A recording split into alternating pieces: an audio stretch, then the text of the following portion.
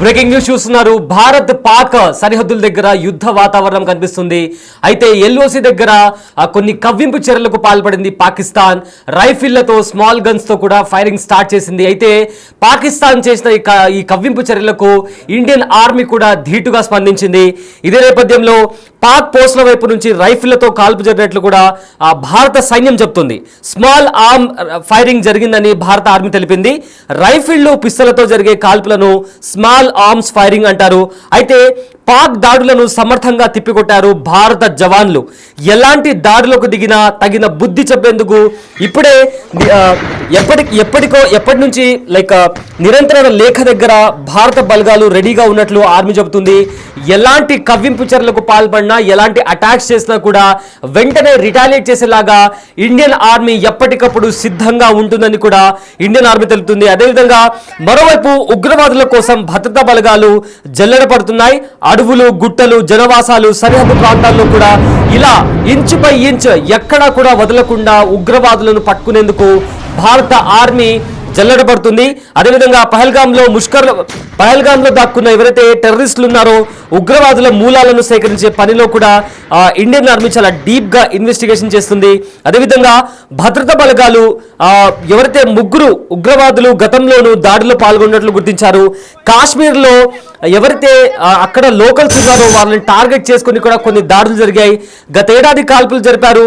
అదేవిధంగా ఆదిల్ హుసేన్ అనే వ్యక్తి అతనితో పాటు మరో 3 కోసం కూడా ఇండియన్ ఆర్మీ జల్లెడ పడుతుంది. వీరు 3 ప్రజెంట్ కాశ్మీర్ లో ఉండి మరో అటాక్స్ ని కూడా ప్లాన్ చేస్తున్నట్లు కొన్ని విశ్వసనీయ వర్గాల నుంచి సమాచారం వచ్చింది. అయితే వీళ్ళ 3 ఉగ్రవాదులు కాశ్మీర్లోని కొన్ని ప్రాంతాల్లో దాక్కుని ఉన్నట్లు తెలుస్తుంది. అయితే వాళ్ళని పట్టుకోవడం కోసం అదేవిధంగా రీసెంట్ గా కాశ్మీర్లో జరిగిన దాడులకు సంబంధించి ఎవరైతే ఉగ్రవాదులు ఉన్నారో వాళ్ళ మూలాలు ఎక్కడున్నాయి, వాళ్ళ స్థావరాలు ఎక్కడున్నాయని జల్లెడ పట్టే పనిలో ఉన్నారు ఇండియన్ ఆర్మీ.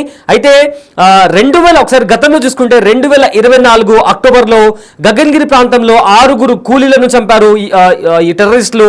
ఆ తర్వాత బార్ములాలో కూడా 2 ఆర్మీ జవాన్ల పైన కూడా కాల్పులు జరిపారు. వాళ్ళ మరణానికి ఈ ఉగ్రవాదులు కారకులయ్యారు. అదేవిధంగా స్థానికంగా ఉంటున్న కొందరి సహకారంతో ఈ ఉగ్రముఖ రెచ్చిపోతుంది.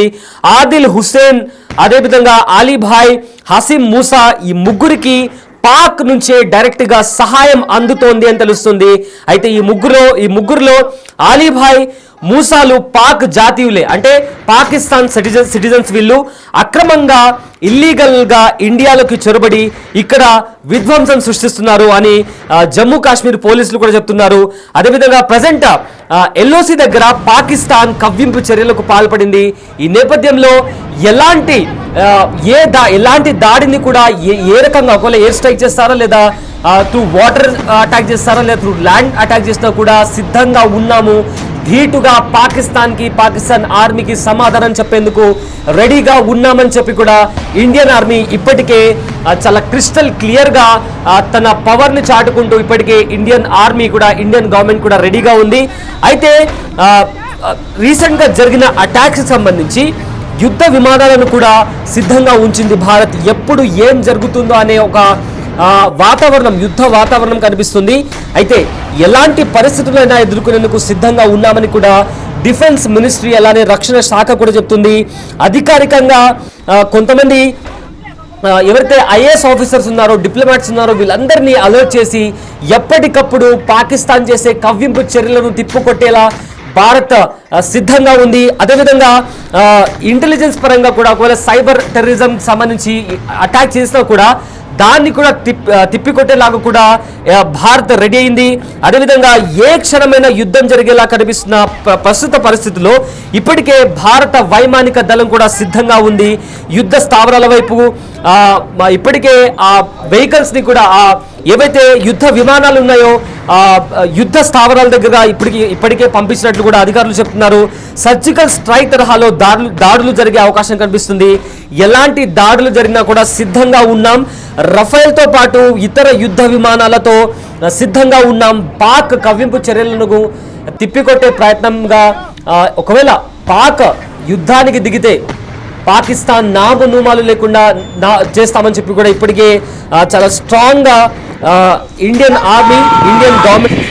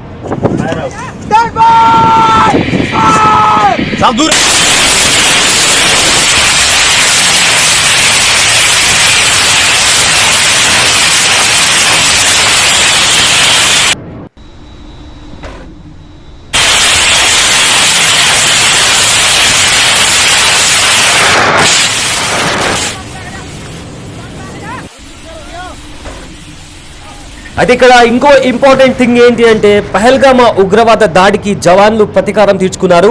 అయితే ఉగ్రవాది ఆసిఫ్ షేక్ ఇంటిని కూడా పేల్చేశారు జవాన్లు. ఎల్ఈడి బాంబు అమర్చి అతని ఇంటిని, ఆ ఉగ్రవాది ఇంటిని ధ్వంసం చేశారు.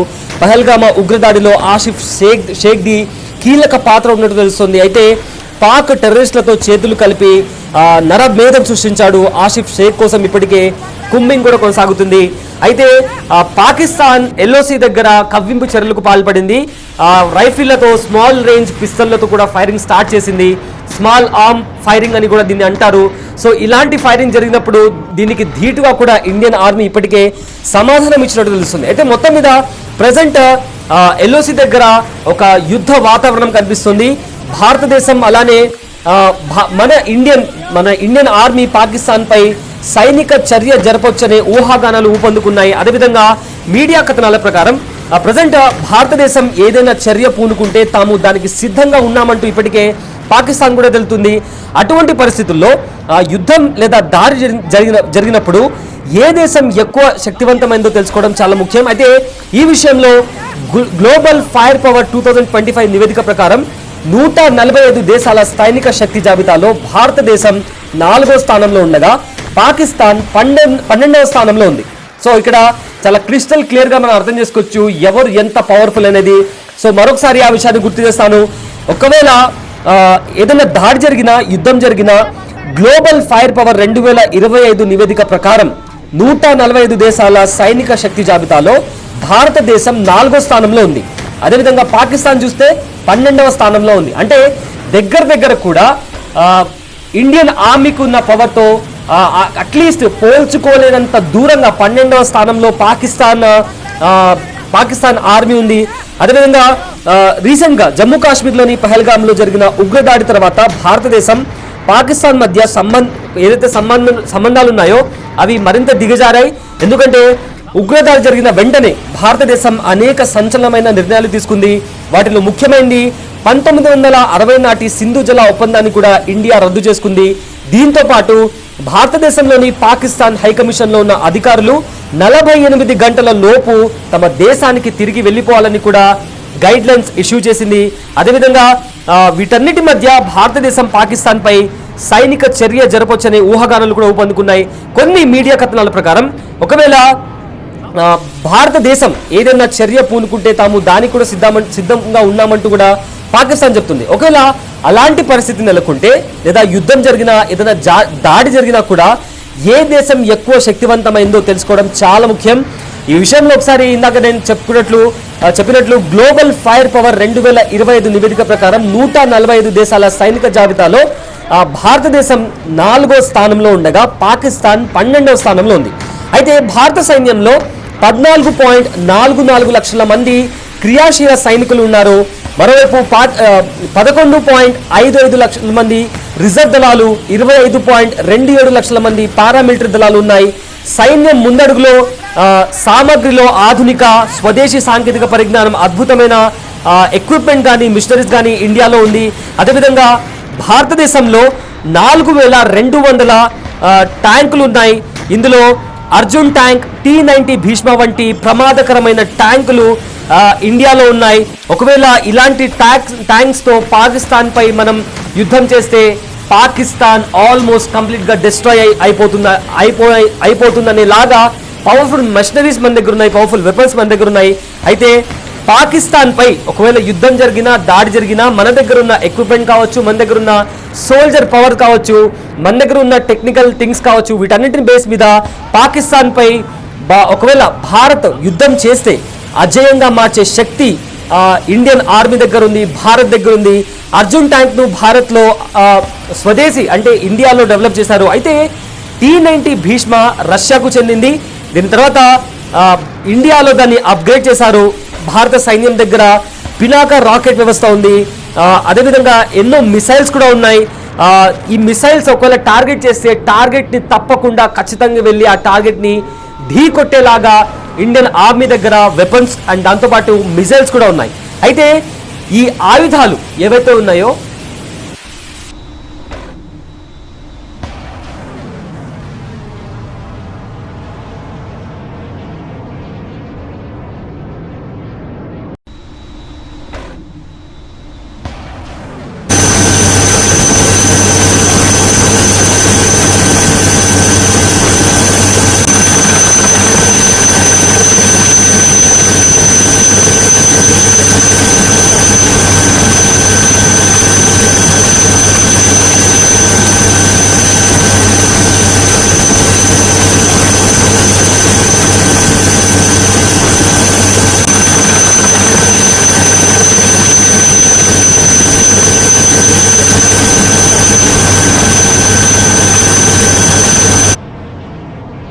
అయితే కాశ్మీర్లో జరిగిన ఉగ్ర దాడికి ఇప్పటికే భారత్ పాక్ మధ్య కొన్ని యుద్ధ వాతావరణం కనిపిస్తుంది.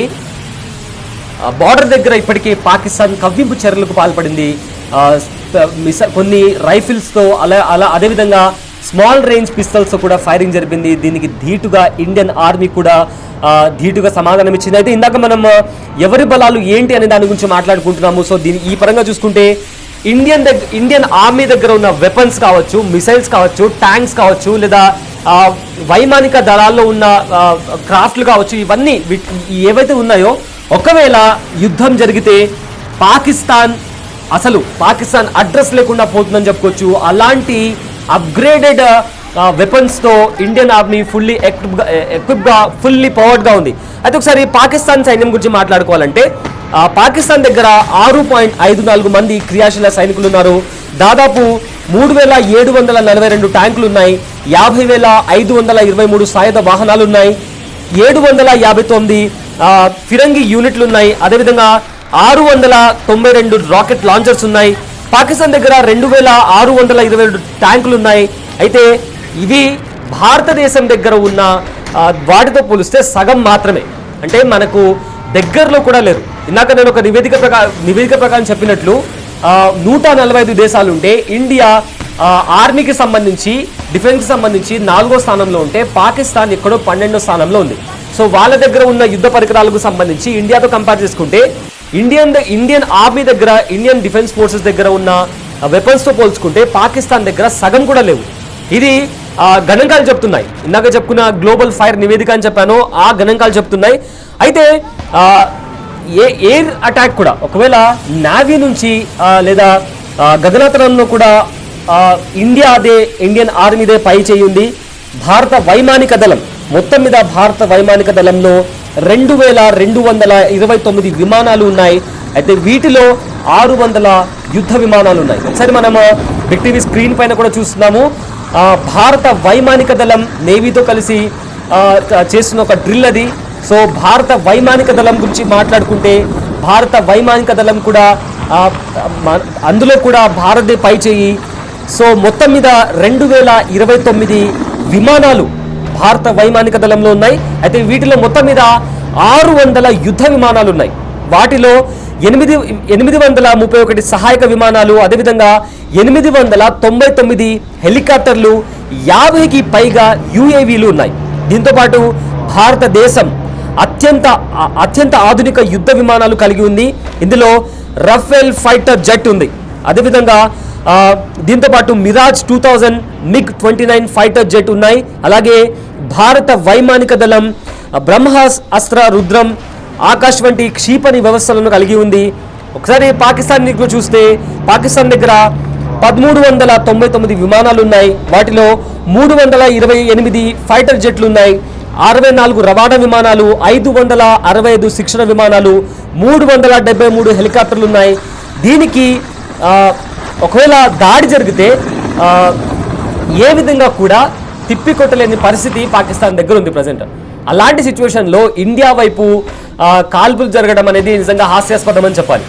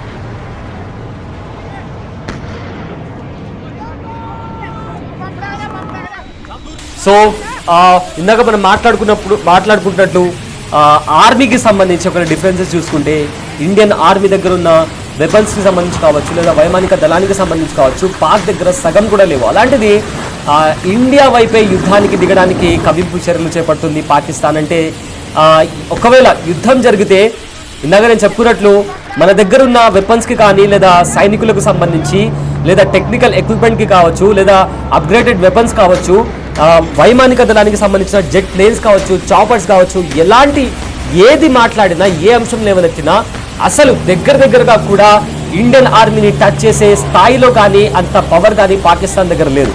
సో ఇందాక మనం వైమానిక దళం గురించి మాట్లాడుకున్నాం. ఇప్పుడు భారతదేశ సముద్ర సరిహద్దుల్లో భద్రత ఎలా ఉంది, సముద్ర తీరాల్లో భారత నౌకాదళం ఎలా ఉంది ఒకసారి చూద్దాం. అయితే భారత నౌకాదళం వేగంగా తమ వింగ్స్ని స్ప్రెడ్ చేస్తుంది.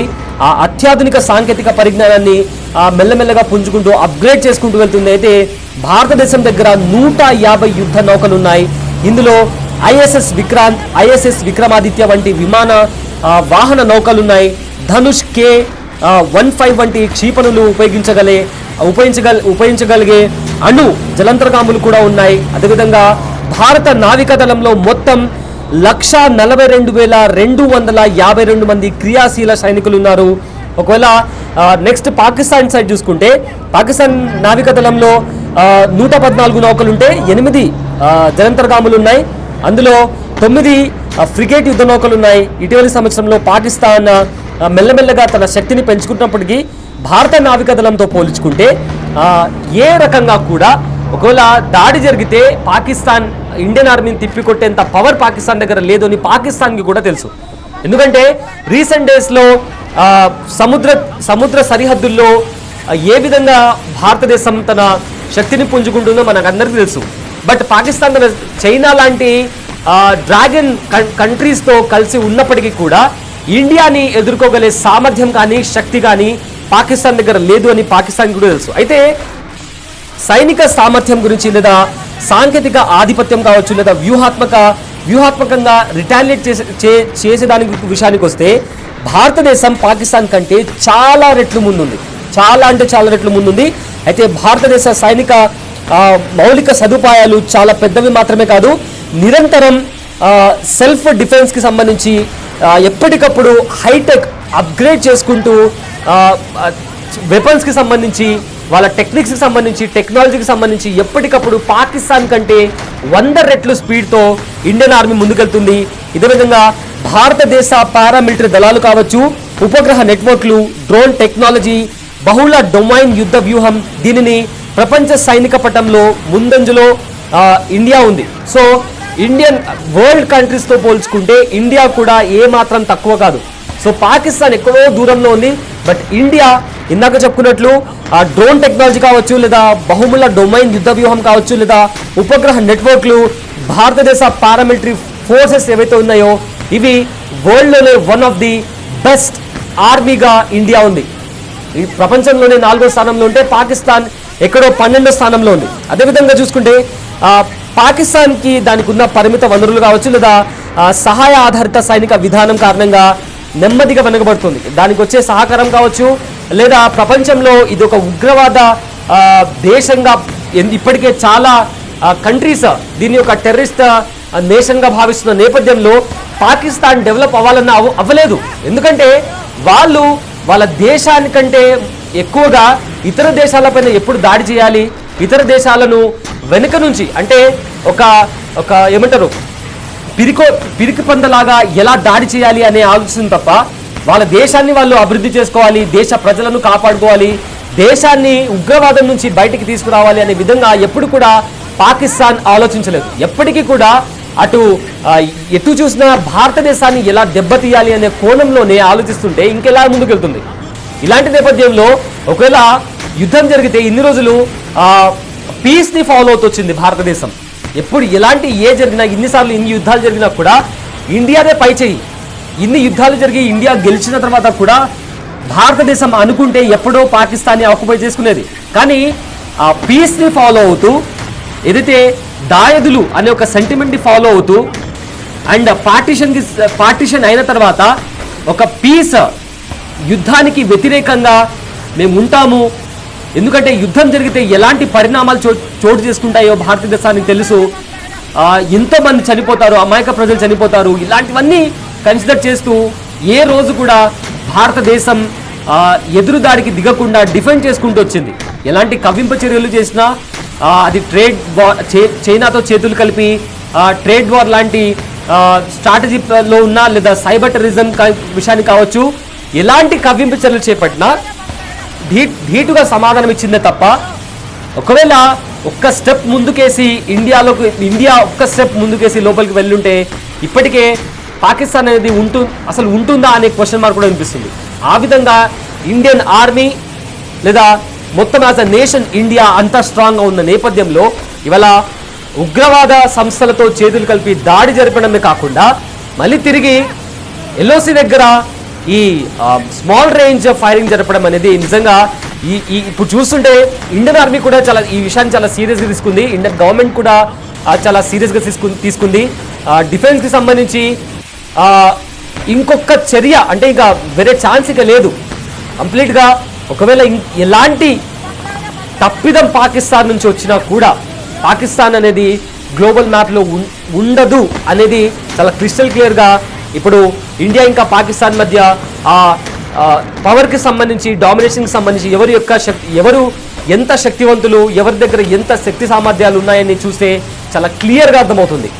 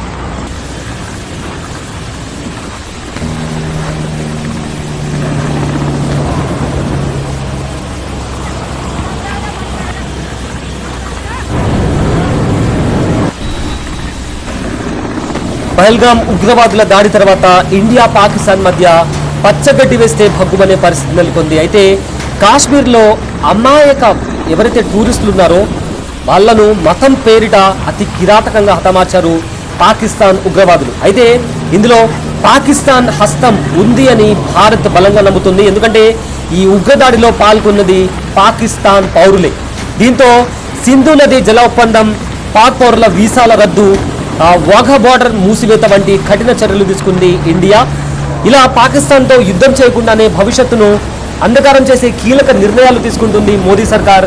అయితే పాకిస్తాన్ కూడా భారత చర్యలకు కౌంటర్గా రియాక్ట్ అవుతుంది. భారత విమానాలు పాక్ గగనాతలం నుండి ప్రయాణించకుండా ఆంక్షలు, షిమ్లా ఒప్పందం రద్దు వంటి నిర్ణయాలు తీసుకుంది. అంతేకాకుండా బార్డర్లో కవ్వింపు చర్యలకు పాల్పడుతుంది పాకిస్తాన్ ఆర్మీ. భారత సైనికులపై పాక్ ఆర్మీ కాల్పులకు తెగబడుతుంది. ఇదే నేపథ్యంలో గురువారం అర్ధరాత్రి, అంటే నిన్న అర్ధరాత్రి బార్డర్లో కాస్త అలజడి కనిపించింది. పాక్ వైపు నుంచి విరామం లేకుండా పాకిస్తాన్ ఆర్మీ కాల్పులు జరుపుతుందని ఆర్మీ అధికారులు చెబుతున్నారు. అయితే వీటిని భారత ఆర్మీ సమర్థవంతంగా ఎదుర్కొంటుందని కూడా ఇండియన్ ఆర్మీ చాలా గట్టిగానే సమాధానం ఇచ్చిందని కూడా ఇండియన్ ఆర్మీ చెబుతుంది. అదేవిధంగా భారత్ పాకిస్తాన్ మధ్య కాల్పుల విరమణ ఒప్పందం ఉన్నా ఇలా దుస్సాహసంగా పాకిస్తాన్ కవ్వింపు చర్యలకు పాల్పడుతుంది ఇది దేశం. అదేవిధంగా దీనికి కూడా భారత్ ధీటుగానే సమాధానం ఇస్తుంది. వాళ్ళు ఇచ్చిన వాళ్ళు ఏదైతే ఫైరింగ్ చేస్తున్నారో దానికి ధీటుగా కూడా ఇండియన్ ఆర్మీ సమాధానం చెప్తుంది. అయితే పాకిస్తాన్తో యుద్ధ విరమణ ఒప్పందాన్ని రద్దు చేయాలని భారత ప్రభుత్వం గట్టిగా ఆలోచిస్తున్నట్టు సమాచారం. అదేవిధంగా ఇప్పటికే ఉన్నత స్థాయిలో దీనిపై చర్చలు కూడా జరుగుతున్నాయి. త్వరలోనే అధికారిక ప్రకటన బయటకు వచ్చే అవకాశం కూడా కనిపిస్తుంది. అయితే ఎల్ఓసి మరియు అంతర్జాతీయ సరిహద్దుల్లో పాకిస్తాన్ తన వాగ్దానాలను నెరవేర్చుకోకపోవడంలో ఫెయిల్ అయిందని కూడా అంశాలను కూడా భారత్ కూడా ఇండియా కూడా పదే నొక్కి చెప్తుంది. ఎందుకంటే ఎన్ని వాగ్దానాలు ఉన్నాయో, యుద్ధ విరమణ కావచ్చు, లేదా కాల్పులకు సంబంధించి కావచ్చు, లేదా ఇతర అంశాలకు సంబంధించి ప్రతిసారి పాకిస్తాన్ తాను ప్రామిస్ చేసి మళ్ళీ ఆ ప్రామిస్ని సక్సెస్ఫుల్గా వాళ్ళు బ్రేక్ చేస్తున్నారు. అంటే మేము దాడి చేసేది వాళ్ళే, తర్వాత చేసింది మేము కాదు అని కప్పిపుచ్చుకునే ప్రయత్నం చేస్తున్నారు. సో ఇన్నిసార్లు దయ చూపించిన, ఎన్నోసార్లు పార్టీషన్ దగ్గర నుంచి నిన్నటి వరకు కూడా ఇండియా దయాదాక్షిణ్యాల మీద పాకిస్తాన్ ఉంది అనేది వాస్తవం. అలాంటి పాకిస్తాన్ ఇన్నిసార్లు ఆ ఒప్పందానికి సంబంధించి రూల్స్ బ్రేక్ చేసినా కూడా ఇండియా కేవలం డిఫెండ్ చేసుకుంటూనే వస్తుంది తప్ప ఏ రోజు కూడా యుద్ధం చేయాలి అనే థాట్ రాలేదు. ఎందుకంటే యుద్ధం చేసే పాకిస్తాన్ ఉండదు. ఆ విధంగా ఇండియన్ ఆర్మీ ఫోర్సెస్ ఉన్నాయి. అయినప్పటికీ కూడా పాకిస్తాన్ ఇలాంటి కవ్వింపు చర్యలకు పాల్పడుతుంది. అయితే దీనికి సంబంధించి అంతర్జాతీయంగా కూడా పాకిస్తాన్ను మరింత ఒంటరిగా చేసేందుకు కూడా వ్యూహాత్మకంగా భారత్ నిర్ణయాలు తీసుకుంటుంది. మనం గతంలో చూసుకుంటే ఫిబ్రవరి 2021లో భారత్ పాకిస్తాన్ మధ్య కుదిరిన యుద్ధ విరమణ ఒప్పందాన్ని రద్దు చేసుకోవాలని భారత్ ఆలోచిస్తున్నట్టు తెలుస్తోంది. Lashkar e Taiba, Jaish e Mohammed, the Resistant Front వంటి ఉగ్రవాద సంస్థలకు పాకిస్తాన్ ఆశ్రయం కల్పిస్తుంది. దీంతో ఈ ఉగ్ర సంస్థలు జమ్మూ కాశ్మీర్లోకి చొరబడి హింసకు పాల్పడుతున్నారు. రీసెంట్గా చూసుకుంటే స్నైపర్ దాడులు, కాల్పుల ద్వారా పాకిస్తాన్ చాలాసార్లు యుద్ధ విరమణను ఉల్లంఘించింది. 2023 నుండి 2024 మధ్య వీటి సంఖ్య ఇంకా పెరిగింది. ఇదే నేపథ్యంలో ఇప్పుడు కూడా పహల్గామ్ దాడిలో పాకిస్తాన్ హస్తం ఉంది అనేది స్పష్టంగా తెలిపోయింది. ప్రజెంట్ ఉద్రిక్త పరిస్థితులు కనిపిస్తున్న నేపథ్యంలో ఇక్కడ ఒకవేళ వాళ్ళ తరపు నుంచి తప్పు జరిగిందని వాళ్ళకి తెలిసినప్పుడు దాన్ని రెక్టిఫై చేసుకోకుండా మళ్ళీ పాకిస్తాన్ వాళ్ళే కవ్వింపు చర్యలకు పాల్పడుతున్నారు. దీంతో ఇక భారత్ కూడా సహించబోమంటుంది. అందుకే పాక్తో చేసుకున్న యుద్ధ విరమణ ఒప్పందాన్ని కూడా రద్దు చేసుకునే దిశగా కూడా ఆలోచిస్తున్నట్టు తెలుస్తుంది ఇండియన్ ఆర్మీ, అలానే ఇండియన్ గవర్నమెంట్.